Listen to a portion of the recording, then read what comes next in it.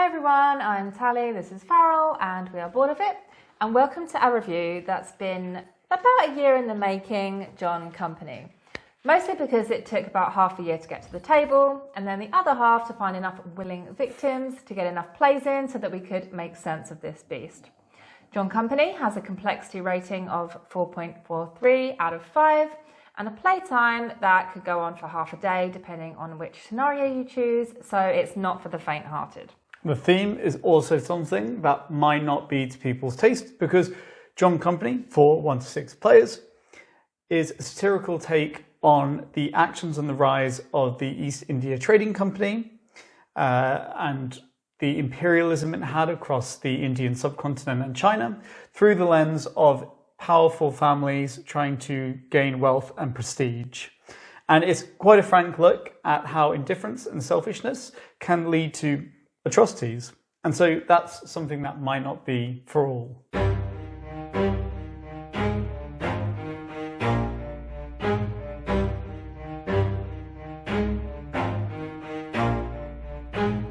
Never stop, I'll get it if I want it. Gotta make to myself. The first step of playing John Company is to pick a scenario to play because this will alter the setup somewhat. Each scenario takes place at a different time point across the lifespan of the East India Company, creating some different considerations and potentially mechanisms. Each player's family will be given a number of positions in the company. For example, maybe I'm the chairman and Farrell is the president of Bengal. For the majority of gameplay in John Company, we'll be following this track around the board, going through each position or office in order. Generally, the option of each single office is exceedingly limited and simple, but everyone has to work together to an extent to make the company profitable. For example, the chairman will decide whether or not to take loans, and then using the money that they get if they take a loan, or already have, they will distribute it to the other offices. And then the other offices will act, and most of them will act in exactly the same way, where they will spend the money they were just given to roll dice. And you'll always take the lowest die you roll, with a 1 to 2 being a success, a 3 to 4 being a failure, and a 5 to 6 being a catastrophic failure. Somebody's going to get fired. The director of trade is going to roll dice to open orders and generate demand. The presidents of the different regions are going to roll dice to fulfill those orders and generate revenue for the company. And the commanders of the armies are going to roll dice to pillage the different regions and generate money for themselves. After all that, you're going to have some company upkeep, pay your debts. Then you're going to go on to events in India where some random events will happen that will shake up the region. Finally, you're going to have a session of parliament because you have one player who's prime minister and their job is to pass a law each round because it's good for them. The law will change a rule of the game in some way, but this could be positive or negative depending on what player you are and what you're doing in the game. If they don't get that law passed, they lose the prime ministership and it goes to someone else. Finally, you will roll to see if your family members who hold office will retire at the end of every round. And retiring family members is arguably the best way to get victory points in the game. And generally in John Company, you have a few major considerations being, is the company profitable? Do I have enough money to retire my office holders? And am I going to be able to afford their upkeep? Because the more victory points, the more expensive it is to retire them, and you pay from your family treasury, but you also have to pay upkeep for them every single round. Now, obviously, the player with the most points will win at the completion of the final round, which is different depending on which scenario you're playing. However, it is possible for the company to fail. If this happens, it will slightly change what you score for, making certain points negative. Also, a random card will be drawn, which puts the blame on certain elements of gameplay, also making those points negative. This is a way of keeping players on their toes and not just tanking the company as soon as they get ahead in the points. John Company is an enigma. It's a game that's incredibly intricate and complex, yet is astoundingly easy to teach and get playing if you have someone that knows the rules. Generally, each player's turn is extremely simple, but the ramifications of what they do can alter the course of the entire game. It's a game that you couldn't pay some people to play, whereas for others it will be hailed as one of the greatest experiences in board gaming, which it is, by the way. Agreed. But not everything is for everyone, and one of the biggest issues that people have trying to get into John Company, even if they're interested, is the complexity.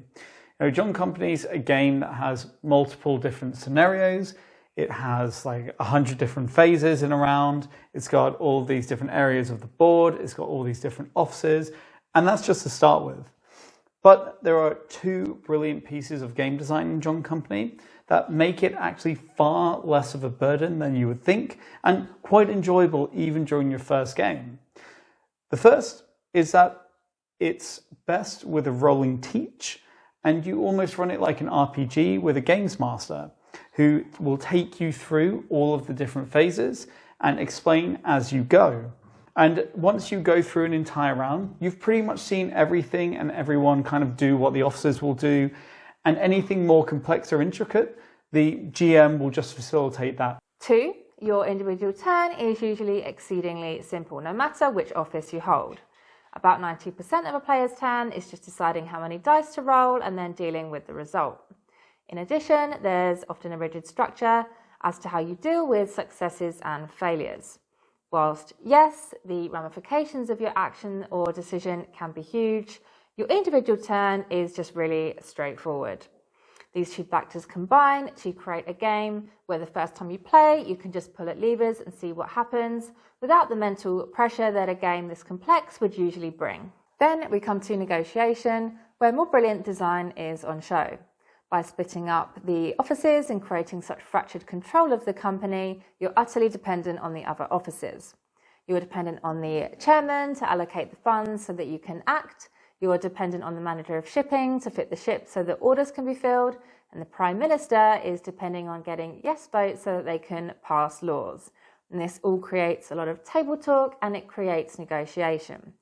This is really where the game becomes electric and it feels like you're in a boardroom. You don't have to reach for the negotiation like you do in some other games. It just all comes completely easily and naturally and facilitated by the promise cards, which are a really sharp touch. This not only creates variety moment to moment, but also game to game. There are 3 scenarios and a long scenario which encompasses all 3. However, what's interesting is there's so much variety in the standard game, we think it's rare many people will go beyond playing the first scenario. You've got the randomized starting setup as to who gets which office. The events in India can have a big impact on the game, and the laws that are passed will change the rules and add additional actions. This all combines wonderfully to create one of the most engrossing, engaging, interactive experiences in board gaming. It's such a brilliant time, and it's incredible that what is essentially a satirical learning experience about the greed of imperialism can be this fun to play. It so deftly turns you all into ogres that only think about yourself and your profits, illustrating how apathy and self-interest is just as bad as outright malice. It's also a fascinating history lesson, particularly in regard to the politics of the time. One important thing to know about John Company is that to play it, you're going to have to square with yourself how much control do you need when you play a game. Do you need to be fully in control, or can you enjoy it as an experience rather than a game? Because it is very rare that you'll ever have full control and be able to do exactly what you'd like to do, because so often you depend on something from someone. And even if you manage to set it up so that you kind of answer to yourself, the end result is still going to depend on a roll of the dice.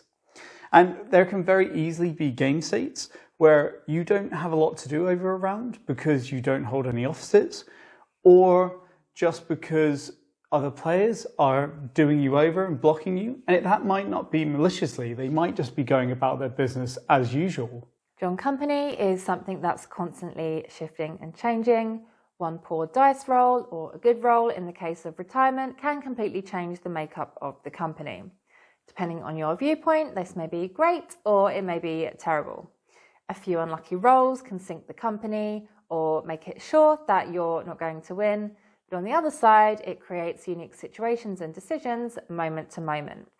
It's a game that we are utterly engrossed by when we're playing it. with the several hours of gameplay just absolutely flying by. The key decision to make then is, can you play this and roll with the punches and the ups and downs to have a great experience? Or do you need a game where you can be in control and the best player wins? Because if so, do not get John Company, because that is not it. It is if you want an experience. Because this is more like an RPG with a lot of extra faff than it is a board game in many ways.